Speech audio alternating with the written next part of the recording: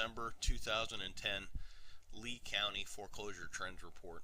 This is compiled and analyzed by myself, Jeff Dumbarello. We take the foreclosure and the certificates of title, export them from the Lee Clerk site into Excel, and then generate the reports and charts. December of 2010, we had 583 certificates of title. We had 409 mortgage-related list pendants. Now, for perspective, December of 2009 had 1,658 mortgage-related list pendants. November last month had 343, so we had a slight increase with a huge year-over-year reduction. Here's our chart showing certificates of title, and this is lagging of the list pendants. This is truly a foreclosure. The property has now changed hands. You can definitely see the effects of the robo-docs. You're seeing a large portion of what we're seeing of what gets canceled. A lot of times the lender is just not mailing the check in, and the sale then gets rescheduled. Mortgage-related list pendants, you have a pretty clear left side of the bell. You have a pretty clear right side of the bell.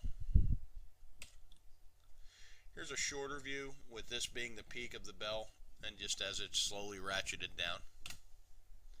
Here's both trends.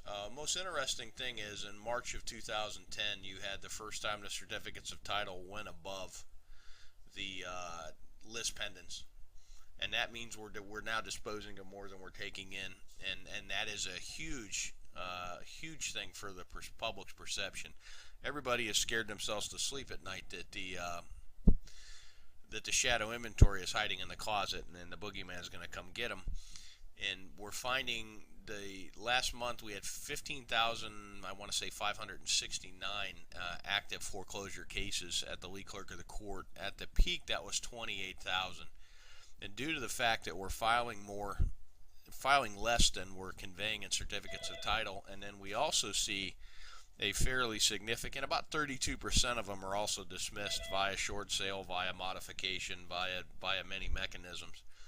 That we're really beating down the backlog pretty quickly. I would think by May of this year we'll be under 10,000 cases, barring some sort of a flood coming. Top 10 filers of list pendants: Wells Fargo 69, City Mortgage 29. We're going to talk about this here in a little bit, this multi-bank 2009 venture. New player showed up, very interesting new player at that. GMAC is back to filing again. They were the front of the robo-docs thing. Deutsche, U.S. Bank, subprime CDO guys. The one local guy that's been in the top 10 recently has been Suncoast Credit Union. Now here's who got deeds: Wells Fargo, Fannie Mae, U.S. Bank, Deutsche, SunTrust. And Wells Fargo and Fannie Mae are going to be controlling the REO market for some time to come. Notes: we had a large drop year over year, a slight rise month over month. Bank of America and JP Morgan are still pretty much absent from the whole thing. Interested, either they're through this, which I doubt, or they're still doing something to document for the robo sightings. The new entity appeared, Multibank 2009 CRE Venture. This was a pool of notes that was auctioned off by the FDIC. They were bought by Colony Capital. Okay, part of the failed Riverside Bank are included in there, and that's where they're coming from. So a lot of the Riverside assets have been in limbo. Those notes have now traded, and the person who acquired them, not the person, the entity who acquired them, is now taking action on them.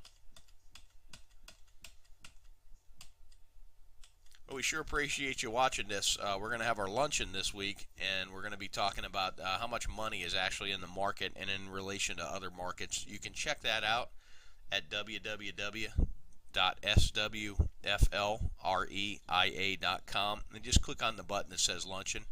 If you have any thoughts or observations, feel free to email me, jeff@swflreia.com.